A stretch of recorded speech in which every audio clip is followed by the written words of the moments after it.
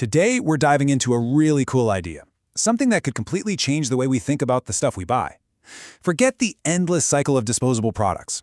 We're talking about products that grow. I mean, really think about that for a second. You know that feeling, right? You get a new gadget, a new toy, and within a year, poof, it's obsolete. It's so frustrating and honestly, so wasteful. But what if we could actually break that cycle?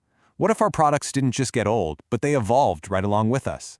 For what feels like forever, the whole game has been use and throw away. It's this idea of planned obsolescence. Make stuff that breaks or goes out of style, so you have to buy more. It's been super profitable, sure, but also incredibly wasteful. The new way of thinking we're going to explore is use and grow. And this is a fundamental shift where a product's value can actually go up the longer you own it. Okay, check this out. This little toy car is the perfect example of what we're talking about. It's Radio Flyer's Grow With Me Racer, and it's got a secret. It has 3 different modes. So in stage 1, a parent is in full control with the remote. Then, in stage 2, the kid gets to drive, but, and this is key, the parent has an override for safety.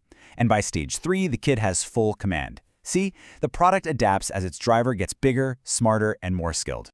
Now, you might be thinking, okay, that's a clever toy, but this is way more than just a gimmick. It's actually a direct answer to some really basic challenges that pretty much all of us face. So, what problems are these products really solving? Let's get into the 7 core customer needs that are driving this whole trend. So researchers looked at over 150 of these kinds of adaptable products, and they found something fascinating. They figured out that these products all solve one of 7 key challenges. These are the deep-down human needs that are turning products that grow from just a cool idea into, well, a real necessity. And these 7 challenges, they really cover a huge range of human experience. First, you've got age-related developments, like a child getting bigger and more coordinated. Then there are age-related challenges, like maybe losing some mobility as we get older. They also address congenital limitations, where someone's medical needs might change over their entire lifetime.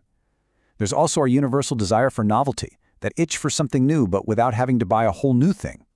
And finally, you've got the needs that are always changing, our shifting learning needs as we get better at something, the constant pressure of technological evolution making our gadgets feel ancient, and our shifting performance needs as we try to get better at a sport or a hobby. Let's break a few of these down. Okay, so that first challenge is all about accommodating our physical growth. We just saw this with that Radio Flyer car, right? As a kid gets bigger and their skills improve, the product adapts right along with them. This single toy car ends up replacing what could have easily been 2 or 3 different toys. It grows with the child instead of being outgrown.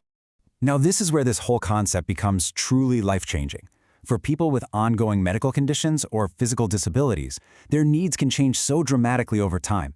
Get this, researchers are actually testing implantable pediatric devices like heart valves that can literally expand as a child's body grows. Just think about what that means. It could potentially eliminate the need for them to have repeated, super high-risk surgeries. It's incredible. And what about how we learn things? You wouldn't teach a beginner the same way you teach an expert, right?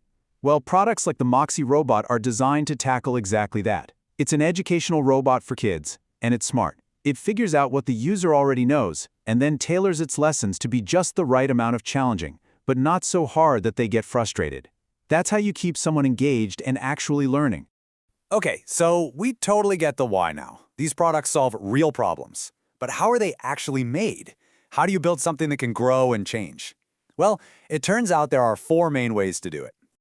This table breaks it all down pretty neatly. Basically, you can split the 4 approaches into 2 camps, hardware and software. You've got configurable and updatable hardware, where you're physically changing parts, either by moving them around or swapping them out. And then you have pre-configured and updatable software, where the product changes digitally, either by learning from you or by getting updates from the manufacturer. The real difference is what or who is making the change happen. So that first method is configurable hardware. This is the most hands-on approach of the bunch. You, the user, physically adjust or reassemble the product to change it. A fantastic example is another Radio Flyer product, the Stroll and Trike. It starts out as an infant trike that a parent pushes, but then, by swapping and removing parts, it morphs into a classic tricycle that the child can pedal all on their own.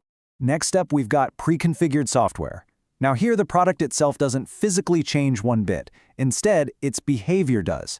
It's got software built in that actually learns from how you use it. Think about smart sports gear, like a tennis racket or golf club that tracks your swing. It can give you personalized feedback and even suggest new drills as you get better. It grows with your skill. The third method is updatable hardware, and this is all about modularity. The product is designed like a set of high-tech building blocks. Fairphone is the absolute poster child for this approach. Their smartphones are built so that you can easily swap out the most important parts, like upgrading to a better camera, putting in a new battery, or replacing a cracked screen yourself, with just a simple screwdriver. This doesn't just make the phone last longer, it lets it adapt to new technology. And finally, we've got the one you're probably most familiar with, updatable software. This is where the company just pushes out remote, over-the-air updates. Tesla is, of course, famous for this.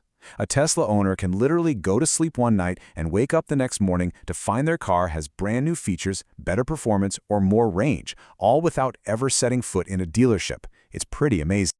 So this all sounds fantastic for us as consumers, and it's obviously great for the planet. But it brings up a huge looming business question. If you build products that last way longer and don't need to be replaced all the time, how in the world do you stay in business? And that really is the central challenge, isn't it? The old way of doing things was all about selling more and more units. This new model requires a complete rewrite of the rulebook. But as we're about to see, there are some really powerful new strategies that can actually make longevity even more profitable than obsolescence. In fact, there are 8 distinct ways to make money here. It can start with premium pricing for a product that's built to last. Then you can charge for upgrades, both for hardware and software. You can completely shift your model to products as services with a subscription. You can sell complementary products and services that make the main product even better. You can create new revenue streams by monetizing maintenance. You can build passionate brand communities with paid tiers. And you can even get in on the action of resale and modification. Let's dive into a few of the most powerful ones. First up, premium pricing. This one's pretty straightforward. If your one product does the job of 3 future products, well, you can charge more for it right at the beginning. The price might be higher than one single-stage product, but it's still way less than the total cost of buying 3 separate things over time. So the company makes more profit on that one sale, and the customer saves a ton of money in the long run. It's a classic win-win. Another really powerful model is flipping products into services. With this, the customer never actually owns the thing. They subscribe to it. Remember that Moxie learning robot? You don't buy it outright. You rent it for a monthly fee. This is genius because it creates a predictable, steady revenue stream for the company, and it gives the customer access to a really high-value product with all the updates included for a much lower cost to get started. Monetizing maintenance is also a huge one. Look, even things that last a long time are going to need some upkeep eventually. Companies can turn that fact into a business. Keurig, for example, sells maintenance kits for its K-Duo coffee makers. Not only does this bring in a new, recurring revenue stream, but it also supports the customer's right to repair their own stuff, which builds a ton of brand loyalty.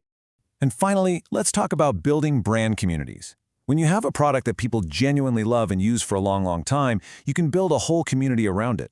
You can create spaces where users share tips, tricks, and ideas. The company can then monetize that incredible engagement by offering things like premium memberships for exclusive content or faster support. Peloton has absolutely nailed this, turning a piece of gym equipment into a massive connected fitness movement. So what we're really seeing here is a massive, fundamental shift, and it's captured perfectly by this quote from the research. We're moving away from that wasteful, one-way street of use and throw away and into a sustainable, adaptive new world, an age of use and grow. And that leaves us with the final thought for you. Just look around you right now at the things you use every single day. Your phone, your desk, your shoes, your car. Which one of those do you wish could grow and adapt right along with you? Because the answer to that question might just be the next big thing. Thanks for